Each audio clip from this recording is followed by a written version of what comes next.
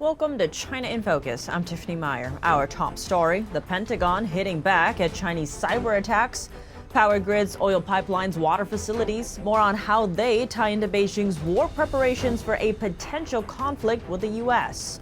Low blows against civilians are part of China's plan. In the wake of Washington's reconsider travel advisory on China, Beijing is drawing attention to its own notice, warning Chinese students and others of the potential for higher scrutiny when entering the U.S. More on why. A declining global industry driven by excessive exports from China. A look at how cheap Chinese solar panels are straining the renewable energy market across the globe. And American tech giants are pushing their Taiwanese partners to relocate to Mexico instead of mainland China. Details on a new report.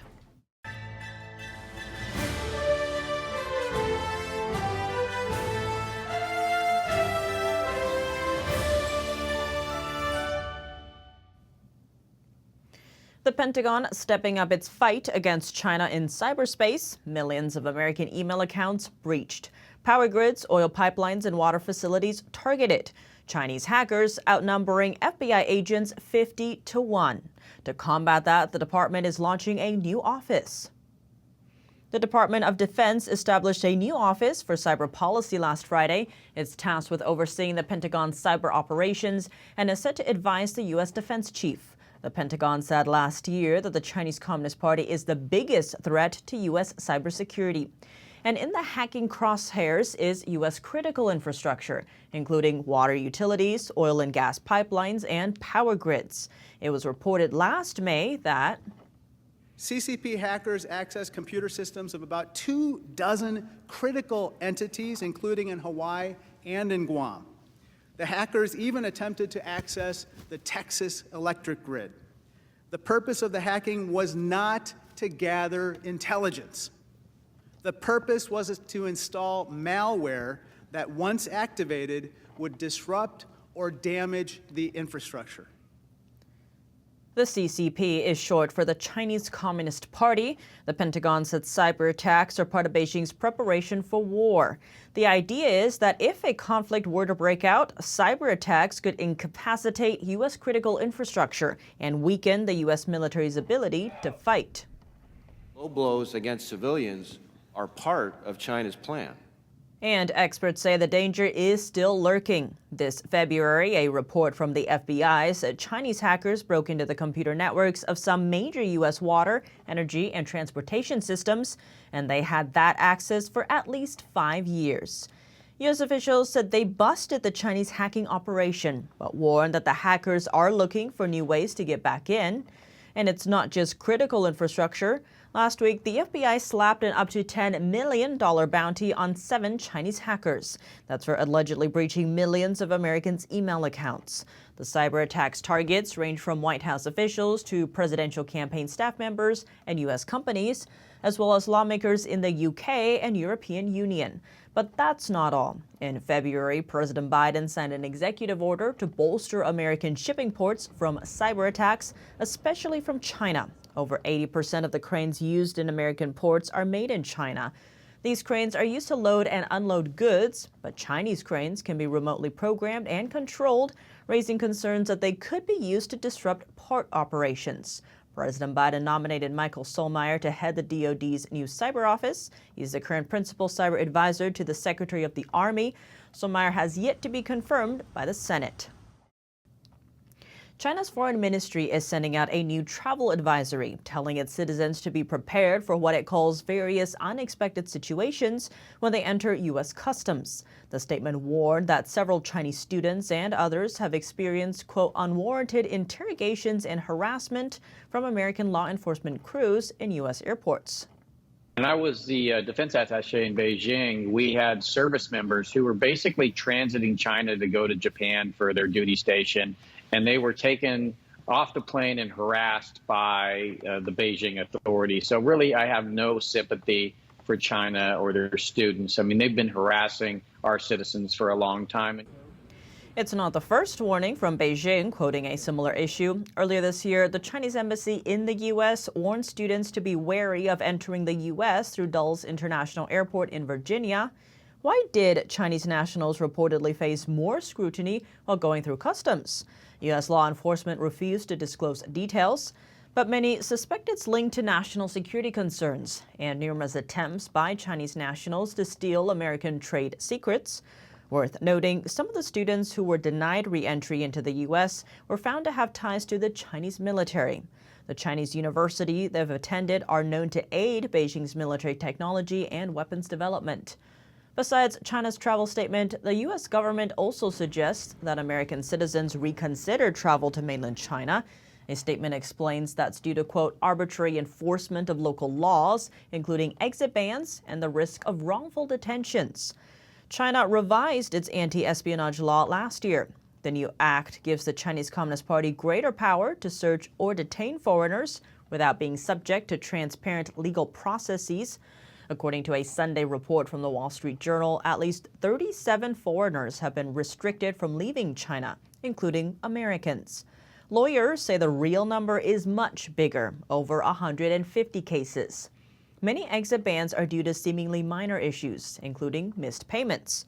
One American executive has been stuck in mainland China for 6 years as of today. A boom in production offset by a demand slump. In Europe, an excessive supply of solar panels is sending the whole industry toward decline. Analysts say that's because China is flooding the global market with cheap products. NTD's Sam Wong has the details. According to a Financial Times report, solar panels are becoming a new substitute for garden fences across the Netherlands and Germany. Analysts say it's largely due to a decline in prices and rising labor costs. Each solar panel cost about 11 cents per watt by the end of this March. That's about a 50% discount from around this time last year. And statistics show Chinese solar panel exports have far outpaced the global installation capacities.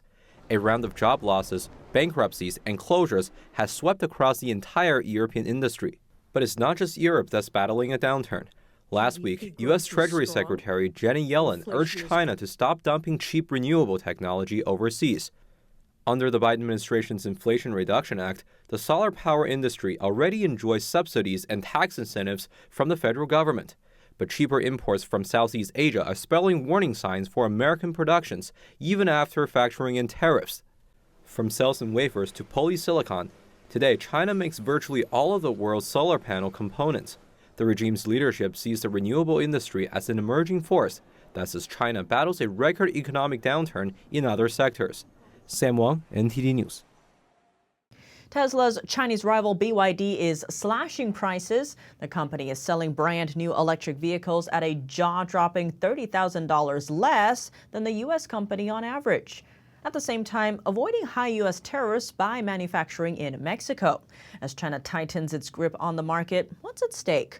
We sat down with Rex Lee, security advisor at MySmart Privacy, to discuss.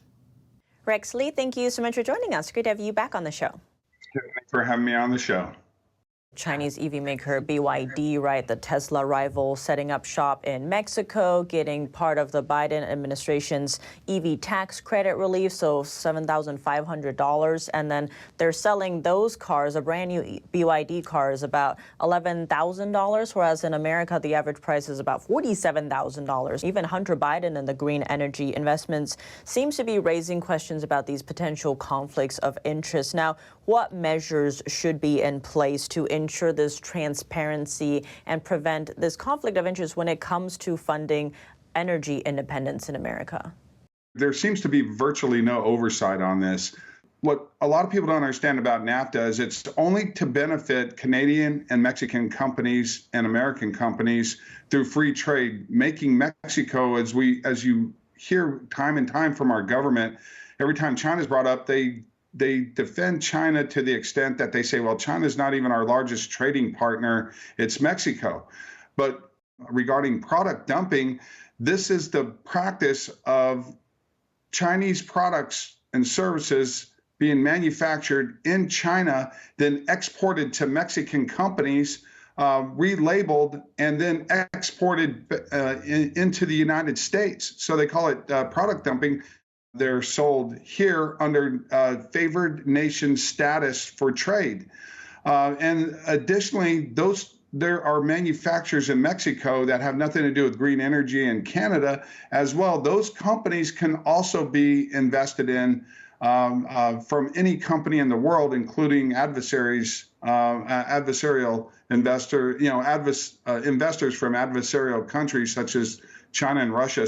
Switching gears a little bit, solar energy accounted for only about 5.5% of U.S. electricity generation in 2023. On that note, some are considering this data, and some experts are saying that even if Chinese solar parks were to dominate the entire market in the U.S., it wouldn't pose a national security threat because of that low number. What's your assessment of that? Even at 5%, 1%, any percent, we're dependent on an adversary for these products and services. So it is a huge deal. And you have to look at where these rare earth minerals are being manufactured and who's dominating it. China had literally 98% of the solar wafer market. So even if you were manufacturing 90% of the solar panel in your country, you would still be dependent on China for the solar wafers to go into the solar panels. This would be no different than if you had a lithium battery manufacturing plant in the United States and you were making the batteries here. You could say, yeah, we were making the batteries here with American investors only, an American company and American workers only, but that lithium battery manufacturing plant would be dependent on China in some way or the other because of the lithium that goes in the batteries could also be refined in China as well. Rex Lee, thank you so much for your time. Thank you. Mexico is in the spotlight as the U.S. makes an effort to distance itself from China. Manufacturers are moving billions of dollars from China to America's southern neighbor. Some U.S. tech giants have reportedly asked their manufacturers to establish more factories for AI-related gear in Mexico, according to the Wall Street Journal. That's including companies like Dell and Hewlett-Packard. Analysts say some Taiwanese companies are also heeding the call. One of them is Foxconn, the world's largest chip manufacturer. More than 90% of cutting-edge chips are made in Taiwan, including those in iPhones, cars, and military weapons. Companies in Mexico benefit from a free trade deal with the U.S. and Canada, which took effect in 2020. Analysts say it's crucial to diversify supply chains and reduce reliance on China. During the pandemic, Chinese lockdowns crippled commerce in the West. Next, a roundup of short headlines from China and around the world. First, zooming in on Japan, the country's industry ministry just approved $3.9 billion in subsidies for chip-making giant Rapidus. The Tuesday move kicks in as Tokyo zeroes in on enhancing its domestic supply chain for semiconductors. The same day, a new survey reveals how citizens in Southeast Asian countries are looking at U.S.-China tensions. According to a Singapore-based think tank, just over half say they'd prefer to align with China over the U.S. if they were forced to choose between the two rivals.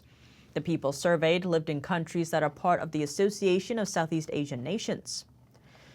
Next is the ice between Beijing and Canberra thawing. China said last Thursday it would lift anti-dumping and anti-subsidy tariffs on Australian wine after 3 years. What's more, Treasury Secretary Janet Yellen is visiting China later this week. The 3-day trip seeks to tackle national security concerns and to improve economic relations between the U.S. and China in order to protect the interests of U.S. companies and workers. President Biden spoke to Chinese regime leader Xi Jinping Tuesday over the phone. They discussed economic relations, tensions over Taiwan, China's support for Russia and Ukraine, and cybersecurity threats. It's their first call since July 2022. During their most recent in-person meeting last November, Biden and Xi agreed to resume military communication, a step towards thawing the strained U.S.-China relationship. Treasury Secretary Yellen will meet with Chinese officials during a 5-day trip to China. Secretary of State Antony Blinken is also set to visit China later this year. That's all for today's China in Focus on YouTube. We're now sharing a shortened version of our program here after being demonetized for 3 years. If you'd like to support us, consider donating. Find us at donorbox.org/China-in-focus or subscribe to our partner platform Epic TV, where you can watch our full episodes. Just click the link down below. Here's what to look out for in our second half. Chinese smartphone giant Xiaomi taking on Tesla with a cheaper electric car. A look at the pricing of its debut EV and how it could mean the company is selling them at a loss. Washington reportedly eyeing changes to its military command in Japan. More details on the shift with a focus on shared concerns over China's growing influence. And an American performing arts group is coming to New York City. After a successful stop in New Jersey, we hear from audience members on what they thought of Shenyuan and its mission to revive traditional Chinese culture from before communism. That and more after the break here on China in Focus. Thanks for watching China in Focus. I'm Tiffany Meyer. See you tomorrow.